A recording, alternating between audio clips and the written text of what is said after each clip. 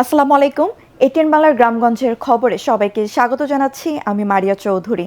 শুরুতেই বিআরবি কেবল সংবাদ শিরোনাম। নির্বাচনকালীন নিরাপত্তা নিশ্চিতে প্রায় 1 লাখ পুলিশ সদস্যকে বিশেষ প্রশিক্ষণ দেওয়া হয়েছে, রাজশাহী সারদায় স্বরাষ্ট্র উপদেষ্টা।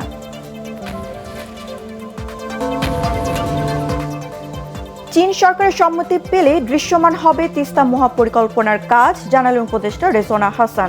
সুষ্ঠু নির্বাচন অনুষ্ঠান অন্তর্বর্তী সরকারের বড় চ্যালেঞ্জ। দাবি পূরণের আশ্বাসে 38 ঘণ্টা পর কর্মবিরতি প্রত্যাহার সিলেট ওসমানী মেডিকেল কলেজ হাসপাতালে ইন্টার্ন চিকিৎসকদের। এবং চাঁপাইনবাবগঞ্জে ঐতিহ্যবাহী আমুনুরা রেলওয়ে জংশনের বেহাল দশা, দ্রুত সমাধানের দাবি এলাকাবাসীর। শুনছিলেন বিআরবি কেবল সংবাদ শিরোনাম। এবার জানিয়ে দেব বিস্তৃত সংবাদ। স্বরাষ্ট্র উপদেষ্টা অবসরপ্রাপ্ত লেফটেন্যান্ট জেনারেল জাহাঙ্গীর আলম চৌধুরী বলেছেন, পুলিশ কোনো রাজনৈতিক দলের রক্ষক নয়, তারা জনগণের করের টাকায় পরিচালিত রাষ্ট্রের কর্মচারী। পুলিশ বাহিনীর মূল দায়িত্ব জনগণের সেবা ও আইনের শাসন নিশ্চিত করা। সকালে রাজশাহী সারদা পুলিশ একাডেমি সহকারী পুলিশ সুপারের সমাপনী কুচকাওয়াজ অনুষ্ঠানে প্রধান অতিথির বক্তব্যে তিনি একথা বলেন। তিনি বলেন, আসন্ন জাতীয় সংসদ নির্বাচন অবাধ, সুষ্ঠু ও নিরপেক্ষভাবে সম্পন্ন করতে পুলিশ বাহিনী সম্পূর্ণ প্রস্তুত রয়েছে। নির্বাচনকালীন নিরাপত্তা নিশ্চিত করতে প্রায় 1 লাখ পুলিশ সদস্যকে বিশেষ প্রশিক্ষণ দেওয়া হয়েছে বলেও জানান তিনি। সমাপনী কুচকাওয়াজে আইজিপি বাহারুল আলম, স্বরাষ্ট্র মন্ত্রণালয়ের সিনিয়র সচিব নাসিরুল গনি, বাংলাদেশ পুলিশ একাডেমির প্রিন্সিপাল অ্যাডিশনাল আইজিপি তৌফিক মাহমুদ চৌধুরী, বিপিএম উপস্থিত ছিলেন। আসন্ন ত্রয়োদশ জাতীয় সংসদ নির্বাচনে সততা, নিরপেক্ষতা ও পেশাদারিত্বের মাধ্যমে দায়িত্ব পালনে পুলিশ বাহিনী সম্পূর্ণ প্রস্তুত রয়েছে। এবারে প্রথমবারের মতো নির্বাচনকালীন নিরাপত্তা ও আনুষঙ্গিক বিষয়ে পুলিশের সদস্যদের প্রশিক্ষণ দেওয়া হয়েছে। আপনারা জানেন, এবার জাতীয় নির্বাচনে প্রায় 1,50,000 পুলিশ সদস্য দায়িত্ব পালন করবেন। চীন সরকারের সম্মতি পেলেই তিস্তা মহাপরিকল্পনার কাজ দৃশ্যমান হবে বলে জানিয়েছেন পরিবেশ, বন ও জলবায়ু পরিবর্তন মন্ত্রণালয়ের উপদেষ্টা সৈয়দা রেজওয়ানা হাসান।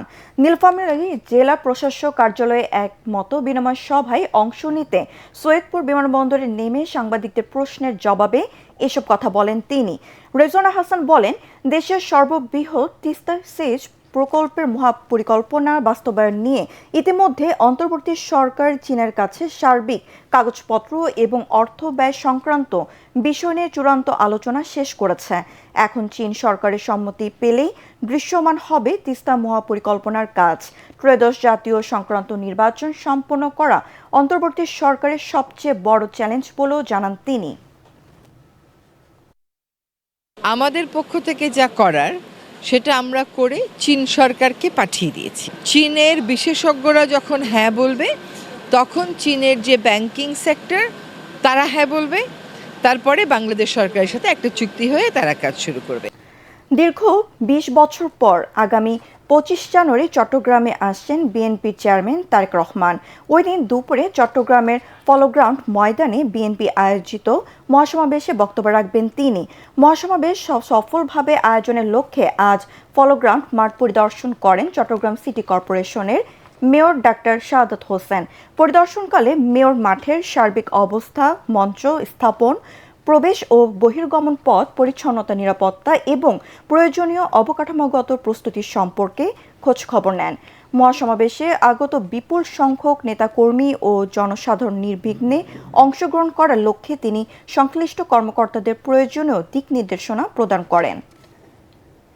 এখন দেখবেন সালাম স্টিল ভোটের গাড়ি।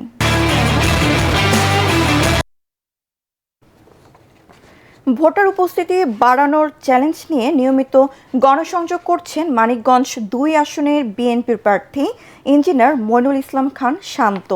ভোটের মাঠে লেভেল প্লেয়িং ফিল্ড নেই অভিযোগ করে প্রশাসনের ভূমিকা নিয়ে প্রশ্ন তুলেছেন 10 দলীয় জোটের প্রার্থী শেখ মোহাম্মদ সালাউদ্দিন। নির্বাচিত হলে নদী ভাঙন রোধে স্থায়ী বাঁধ দেওয়ার পাশাপাশি বেকার মুক্ত সিংগাইর হরিরামপুর গড়ার প্রতিশ্রুতি দিচ্ছেন তারা। মানিকগঞ্জ প্রতিনিধি শহীদুল ইসলাম সুজনকে সাথে নিয়ে রিপোর্ট করছেন মিজান শাহজাহান।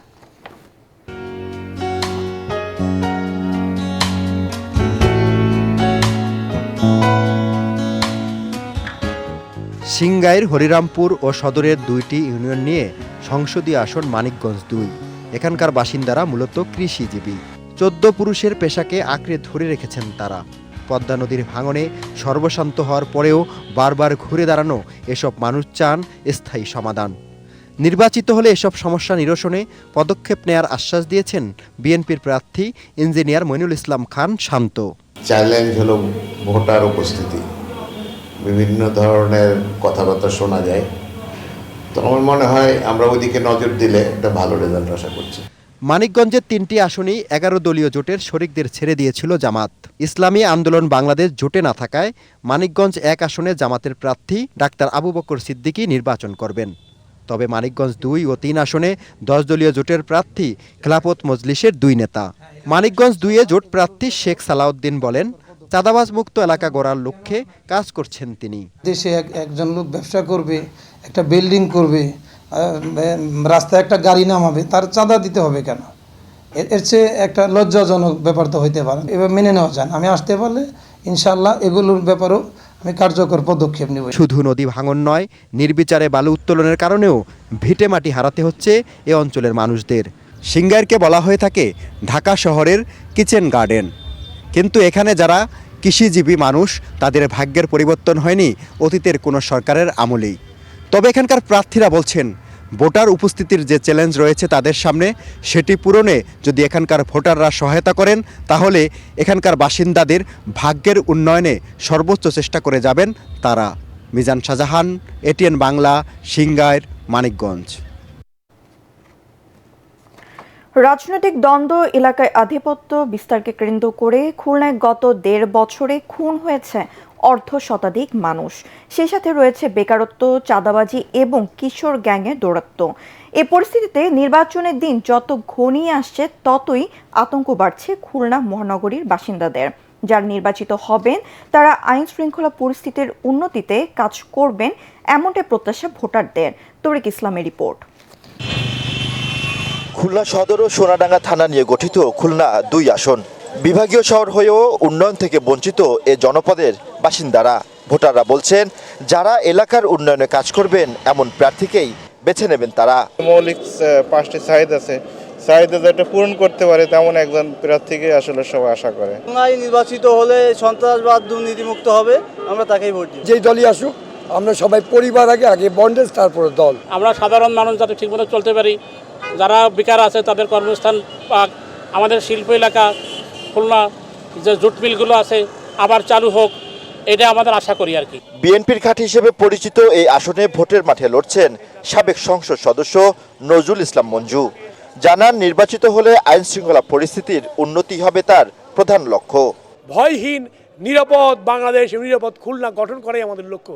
সেক্ষেত্রে উন্নয়নই হবে আমাদের মূল চাবিকাঠি। আমরা মানুষকে স্বস্তি দেব, শান্তি দেব এবং এই শহরের মানুষদেরকে আমরা একটা উচ্চতায় নিয়ে যাব, সেটি হচ্ছে উন্নয়ন খুলনা, সমৃদ্ধ খুলনা। এদিকে ভোটের মাঠে জয়ের ব্যাপারে আশাবাদী দাঁড়িপাল্লার প্রার্থী মহানগর জামায়াতে ইসলামীর সেক্রেটারি শেখ জাহাঙ্গীর হুসাইন হেলাল। ব্যাপক চাঁদাবাজি থেকে, ব্যাপক হানাহানি থেকে, এগুলো থেকে জনগণ একটি শান্তির সমাজ, একটি পরিবেশ চায়। সেক্ষেত্রে তারা বেছে নিয়েছে দাঁড়িপাল্লা প্রতীকে এবার দেখা দরকার। জমজমাট ভোটের লড়াই হতে চলেছে খুলনা সদর 2 আসনে বিএনপি ও জামাত মনোনীত প্রার্থীদের মাঝে। এর একদিকে রয়েছে খুলনা মহানগর বিএনপির সাবেক সভাপতি ও সাবেক সংসদ সদস্য নজরুল ইসলাম মঞ্জু, অন্যদিকে রয়েছে জামায়াত ইসলামের বাংলাদেশের জাহাঙ্গীর হোসেন হেলাল। এলাকার ভোটার ও বাসিন্দারা বলছেন, আসন্ন নির্বাচনে এলাকার আইনশৃঙ্খলা পরিস্থিতির উন্নয়ন, চাঁদাবাজি ও সন্ত্রাস দমনে যোগ্য প্রার্থীকেই বেছে নেবেন তারা, যা আগামী নির্বাচনে ভোটের বড় সমীকরণ হিসেবে কাজ করবে। তরিক ইসলাম, এটিএন বাংলা, খুলনা। আবারও সালামিস্টের ভোটার গাড়ির খবর। খুলনা 4 আসনে দিঘুলিয়া এলাকায় আছেন সহকর্মী তরিক ইসলাম। সেখান থেকে নির্বাচনী খবর জানাচ্ছেন তিনি। সালামিস্টের ভোটের গাড়ি নিয়ে আজ আমরা চলে এসেছি দেশের দক্ষিণ পশ্চিমাঞ্চলের জেলা খুলনা 4 আসনে। আমরা এখন রয়েছি দিঘলিয়া উপজেলাতে। আমরা এলাকার ভোটার বাসিন্দাদের সাথে কথা বলেছি, জানতে চেয়েছি আসন্ন নির্বাচন নিয়ে তাদের মনোভাব কি। আমার পাশে একজন সম্মানীয় ভোটার রয়েছে, তার কাছে আমরা জানতে চাইবো আগামী দিনে নির্বাচনের মাধ্যমে যারাই জয়লাভ করুক না কেন তাদের কাছে আপনাদের প্রত্যাশা কি থাকবে? আমাদের প্রত্যাশা থাকবে যে এলাকার উন্নয়ন করবে, যোগাযোগ ব্যবস্থা ভালো থাকবে, ভালো কাজকর্ম করবে, গরিব দুঃখী মানুষের পাশে এগিয়ে আসবে, এই তো প্রত্যাশা। আর বিগত দিনে যারা রয়েছে উন্নয়ন হয়েছে, কিন্তু তারপরও দেখা যাচ্ছে কিছু গাফিলতি থেকে গেছে মানুষের, যার কারণে আজকে এই যে যোগাযোগ ব্যবস্থা, আপনার মনে করেন এই যে ব্রিজ রয়েছে আজও হয়নি, থেমে রয়েছে কাজ। এই কাজ কে করবে বলেন? এটা তো যে কোনো এক নির্বাচিত সরকার আসার পরেই তো মনে করেন যে আমাদের কাজটা সম্পূর্ণ হবে, এই তো আমরা চাই। ধন্যবাদ। আপনাকে শুনছিলেন যে এখানকার একজন ভোটার বলছিলেন যে আগামী দিনের নির্বাচনের মাধ্যমে যারাই জয়লাভ করুক না কেন তারা যেন এই এলাকার যোগাযোগ ব্যবস্থা, এই এলাকার মানুষের জীবনমান উন্নয়নে বিশেষ ভূমিকা রাখবে, এটাই তাদের প্রত্যাশা। তো খুলনা 4 আসন থেকে এই ছিল আমার কাছে সবশেষ। সালামিস্টের ভোটার গাড়ি নিয়ে টাঙ্গাইল 3 আসনে দেলুটিয়া সেখানকার সবশেষ নির্বাচনী খবর জানাচ্ছেন সহকর্মী জামিল হাসান শান্ত। সালাম স্টিল ভোটের গাড়ি নিয়ে আমরা বর্তমানে অবস্থান করছি দেলুটিয়া বাজারে। এটি টাঙ্গাইল 3 আসনের অন্তর্ভুক্ত। আজ সারাদিন আমরা এই আসনটি ঘুরে দেখেছি। আসলে যারা স্থানীয় বাসিন্দা রয়েছে তাদের সাথে আমরা কথা বলেছি। তারা আমাদেরকে জানিয়েছেন এই এলাকার প্রধান সমস্যা যেটি হলো রাস্তাঘাটের উন্নয়নের প্রয়োজন, সেই পাশাপাশি এলাকায় একটি আস্তানা রয়েছে এবং সন্ত্রাসীদের প্রাদুর্ভাব রয়েছে। এই এলাকায় প্রায় 4 লক্ষ ভোটার রয়েছে, তার মধ্যে প্রায় অর্ধেক ভোটারই বসবাস করে পাহাড়ি একটি এলাকায়, যে এলাকায় এখনো উন্নয়নের ছোঁয়া লাগেনি বললেই চলে বলে জানিয়েছেন এলাকার মানুষ। সে পাহাড়ি এলাকায় নেই উন্নত মানের হাসপাতাল, সে পাশাপাশি নেই উন্নত মানের শিক্ষা ব্যবস্থার জন্য স্কুল কলেজ। এলাকার স্থানীয় বাসিন্দারা বলছেন এলাকার সার্বিক উন্নয়ন যে করবে এবং এলাকায় উন্নত মানের হাসপাতালের পাশাপাশি শিক্ষা প্রতিষ্ঠান করবে, তাকে এলাকার মানুষ ভোট দিয়ে আগামীতে নির্বাচনে জয়যুক্ত করবেন। এবং প্রার্থীরা বিধিনিষেধের কারণে প্রচারণার কাজ চালাতে পারছেন না, তবে তারা ভোটারদেরকে উন্নয়নের নানান প্রতিশ্রুতি দিচ্ছেন। সালাম স্টিল ভোটের গাড়ি নিয়ে এই ছিল আমার কাছে নির্বাচনী প্রচারণার টাঙ্গাইল 3 আসন থেকে সর্বশেষ।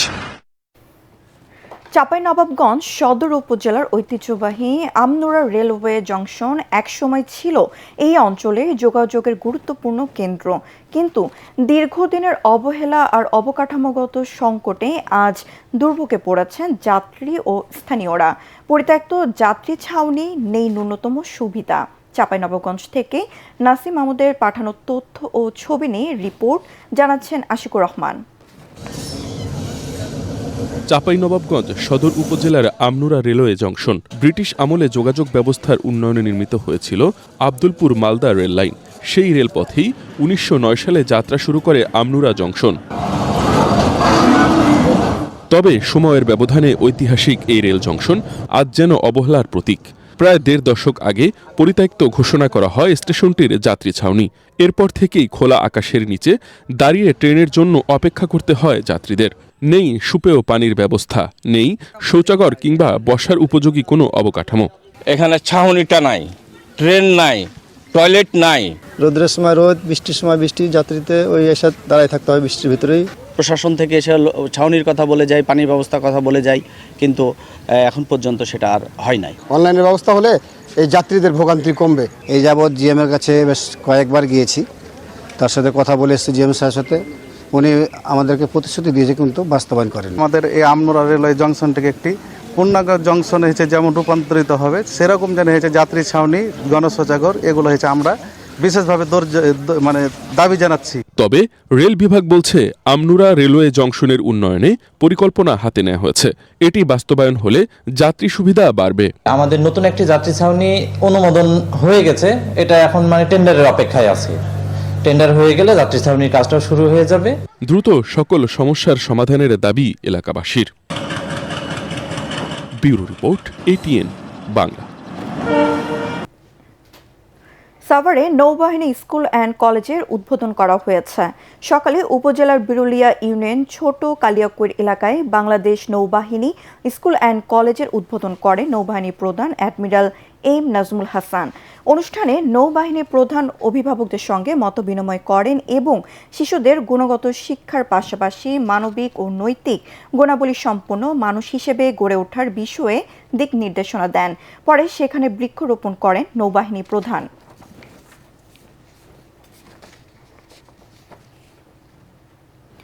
মানসম্মত প্রাথমিক শিক্ষা নিশ্চিত করতে শিক্ষা সংশ্লিষ্ট সকল অংশীজনে সম্মিলিত উদ্যোগ অপরিহার্য বলে মন্তব্য করেছেন প্রাথমিক ও গণশিক্ষা মন্ত্রণালয়ের উপদেষ্টা অধ্যাপক বিধান চন্দ্র রায় পোদ্দার। সকালে খাগড়াছড়ি শহরের পৌর টাউন হল অডিটোরিয়ামে প্রাথমিক শিক্ষা গুণগত মান উন্নয়নে শিক্ষা সংশ্লিষ্ট অংশীজনের ভূমিকা শীর্ষক মতবিনিময় সভায় প্রধান অতিথির বক্তব্যে তিনি এসব কথা বলেন। উপদেষ্টা বলেন, শিক্ষক প্রশিক্ষণ জোরদার, বিদ্যালয়ের অবকাঠামো উন্নয়ন, শিক্ষার্থীদের নিয়মিত উপস্থিতি নিশ্চিতকরণ এবং অভিভাবকদের সচেতনতার মাধ্যমে প্রাথমিক শিক্ষার গুণগত মান বৃদ্ধি করা সম্ভব। সভায় সভাপতিত্ব করেন প্রাথমিক ও গণশিক্ষা মন্ত্রণালয়ের সচিব আবু তাহের মোহাম্মদ মাসুদ রানা। অনুষ্ঠানে স্বাগত বক্তব্য দেন জেলা প্রশাসক আনোয়ার সাদাত। বিশেষ অতিথি ছিলেন CPIMH এর মহাপরিচালক তসলিমা আক্তার ও খাগড়াছড়ি পার্বত্য জেলা পরিষদের চেয়ারম্যান শেফালিকা ত্রিপুরা। কুড়িগ্রামের সীমান্ত এলাকায় অভিযান চালিয়ে গাঁজা, গবাদি পশু, মশলা ও কসমেটিক সহ বিভিন্ন প্রকার অবৈধ চোরাচালান পণ্য জব্দ করেছে ব্যাটালিয়ন 22 বিজিবি। সীমান্ত এলাকায় মাদক ও চোরাচালান দমনে অবৈধ অনুপ্রবেশ রোধে জিরো টলারেন্স নীতি কঠোরভাবে অনুসরণ করছে কুড়িগ্রাম ব্যাটালিয়ন 22 বিজিবি। এরই ধারাবাহিকতায় গত 24 ঘন্টায় সীমান্ত এলাকায় অভিযান চালিয়ে গাঁজা, গবাদি পশু, মশলা ও কসমেটিক সহ আনুমানিক 30 লাখ টাকার মূল্যের পণ্য জব্দ করা হয়েছে।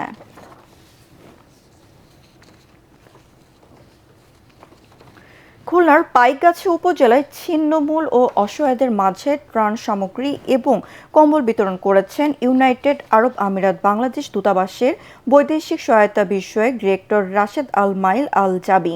উপজেলার কপিলমুনি শ্রীরামপুর জেলা প্রাইমারি হেলথ কেয়ার সেন্টার প্রাঙ্গণে 200 গরিব পরিবারের মাঝে এই সামগ্রী বিতরণ করা হয়। বিতরণ শেষে রাশেদ আল মাইল আল জাবি স্থানীয়দের সাথে কুশল বিনিময় করেন। এই সময় হেলথ কেয়ার সেন্টার ও মাদ্রাসা ঘুরে ঘুরে দেখে সন্তোষ প্রকাশ করেন তিনি। পরে তিনি তালতলা জামে মসজিদে যান এবং মুসল্লিদের সঙ্গে শুভেচ্ছা বিনিময় করেন। বাংলাদেশে আরব আমিরাতের সহায়তায় এ ধারা অব্যাহত থাকবে বলে আশ্বস্ত করেন তিনি। এ সময় উপস্থিত ছিলেন বিশিষ্ট সমাজসেবক খন্দকার ইনামুল হক, বাংলাদেশ সংবাদ সংস্থা বাসসের চেয়ারম্যান, দৈনিক ইত্তেফাক যুগ্ম সম্পাদক আনোয়ার আল দিন, কপিলমুনি কলেজের অধ্যক্ষ হাবিবুল্লাহ বাহার সহ আরও অনেকে।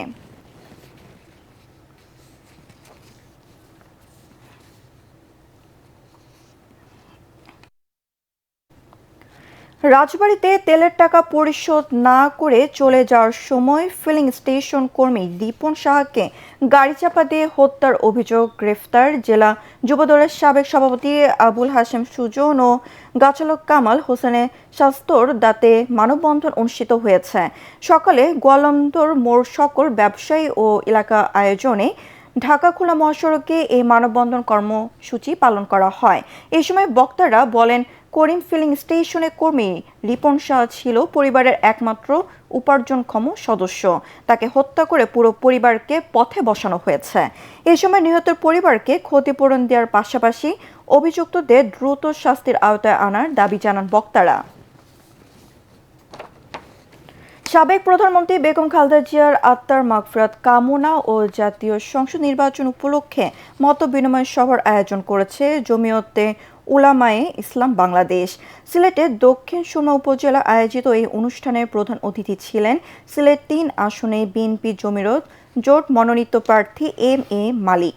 সভায় একই আসনে জমিয়তে উলামায়ে ইসলামের প্রার্থী নজরুল ইসলাম আসন্ন ত্রয়োদশ জাতীয় সংসদ নির্বাচনে MA মালিকের পক্ষে কাজ করার অঙ্গীকার ব্যক্ত করেন। এ সময় জমিয়তের সকল নেতাকর্মীকে ধানের শীষ প্রতীকের পক্ষে কাজ করার নির্দেশনা দেন তিনি।